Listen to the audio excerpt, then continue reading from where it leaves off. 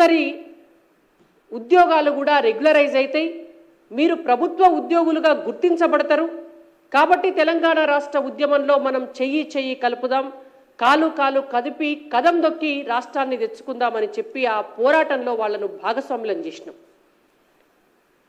గత ముఖ్యమంత్రి ఆనాటి తెలంగాణ ఉద్యమ నాయకుడైతే తెలంగాణ రాష్ట్రం వస్తే కాంట్రాక్ట్ అనేటువంటి పదం లేకుండా చేస్తామని చెప్పి ఆనాడు మాటిచ్చిండ్రు తెలంగాణ సమాజానికి. తెలంగాణ రాష్ట్రం వస్తే నిరుద్యోగి అనే మాట వినబడదు అని చెప్పి మాటిచ్చిండ్రు ఆనాడు తెలంగాణ సమాజానికి. ఒక పెన్ను పేపర్ ఉంటే చాలు, స్వరాష్ట్రం ఏర్పడితే ఒక్క పూటల సర్వీస్ రూల్స్ మార్చి ఉద్యోగుల భవిష్యత్తు బ్రహ్మాండంగా చేస్తామని మాటిచ్చిండ్రు ఆనాటి ఉద్యమ నాయకుడు కేసీఆర్ గారు తెలంగాణ సమాజానికి. కానీ తెలంగాణ రాష్ట్రం వచ్చినాక ఏమైంది అంటే, తెలంగాణ రాష్ట్రం వచ్చినాక నిరుద్యోగులకు ఉద్యోగాలు రాలే. ఆనాటి 10 ఏళ్లల్లో ఒక్కనాడు జాబ్ క్యాలెండర్ రిలీజ్ కాలే.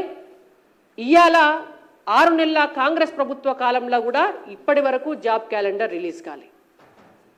22,000 మంది విద్యుత్ రంగంలో పనిచేసేటటువంటి కాంట్రాక్టు ఉద్యోగులకు సబ్స్టాండర్డ్ రూల్స్, ఈ సబ్స్టాండర్డ్ రూల్స్ అనేటువంటివి భారతదేశంలో ఏ రాష్ట్రంలో లేవు, కేంద్ర ప్రభుత్వంలో కూడా లేవు.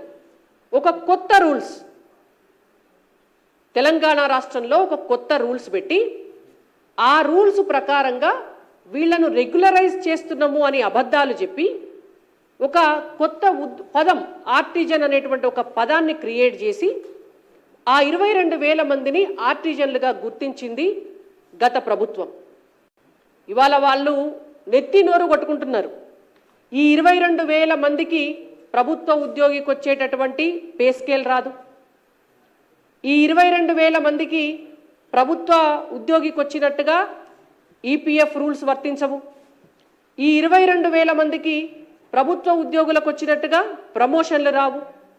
ఈ 22,000 మందికి రిటైర్ అయితే రిటైర్మెంట్ బెనిఫిట్స్ రావు.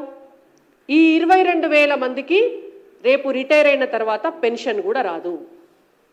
ఇది గత బీఆర్ఎస్ ప్రభుత్వము విద్యుత్ కార్మికుల జీవితాలను ఆగం చేసేటటువంటి ఒక కొత్త రూల్స్ తీసుకొచ్చి అటు వాళ్ళు ప్రైవేటు ఉద్యోగులు కాదు, అటు వాళ్ళు కాంట్రాక్ట్ ఉద్యోగులు కాదు, ఇటు ప్రభుత్వ ఉద్యోగులు కాదు, వాళ్ళ జీవితాలను త్రిశంకు స్వర్గంలో పెట్టింది. ఇవాళ మేము రేవంత్ రెడ్డి గారి ప్రభుత్వాన్ని డిమాండ్ చేస్తున్నాం. మీరు అవకతవకలపైన అవినీతిపైన చర్యలు తీసుకోవడానికి కమిషన్ వేయడం అనేటువంటిది ఎంత ముఖ్యమో దాన్ని పారదర్శకంగా నడిపించి గత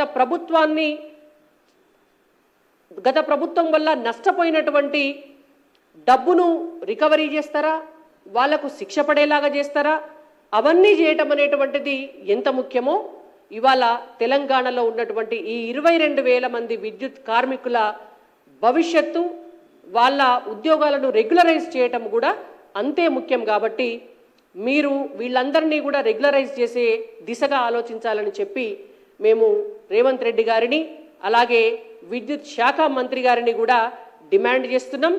దాంతోపాటుగా గత 2 సంవత్సరాల క్రితం ఆర్టిజన్లుగా ఉన్నటువంటి మమ్మల్ని ప్రభుత్వ ఉద్యోగులుగా గుర్తించండి అని చెప్పి ధర్నా చేసినందుకు 200 మంది విద్యుత్ శాఖలో పనిచేసేటటువంటి ఉద్యోగులను టర్మినేట్ చేసినారు. టర్మినేట్ చేసి మళ్ళా తీసుకొని వాళ్ళను ఒక 200 కిలోమీటర్ల దూరాన వాళ్ళు పనిచేస్తున్న చోటు కంటే బదిలీ చేసి వాళ్ళ కుటుంబాలను వదిలేసిపోయి పనిచేసేటటువంటి పరిస్థితి కల్పించి, ఇది మీ పరిస్థితి, ప్రభుత్వాన్ని ప్రశ్నిస్తే మేమిట్లా శిక్షిస్తాం మిమ్మల్ని అని చెప్పి ఉద్యోగుల పైన కొరడా జుల్పించింది గత ప్రభుత్వం.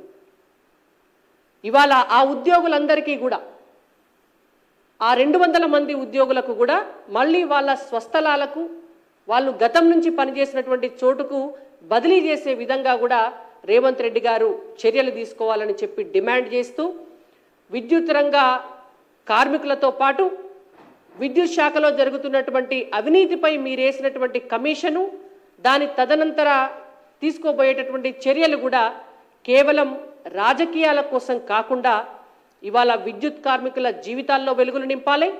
అలాగే తెలంగాణ రాష్ట్రంలో ఆస్తుల కంటే అప్పులు ఎక్కువైనటువంటి విద్యుత్ శాఖను గాడిన పెట్టే దిశగా నిజమైనటువంటి చర్యలు తీసుకోవాలని చెప్పి రేవంత్ రెడ్డి గారిని భారతీయ జనతా పార్టీ తరపున డిమాండ్ చేస్తున్నాం.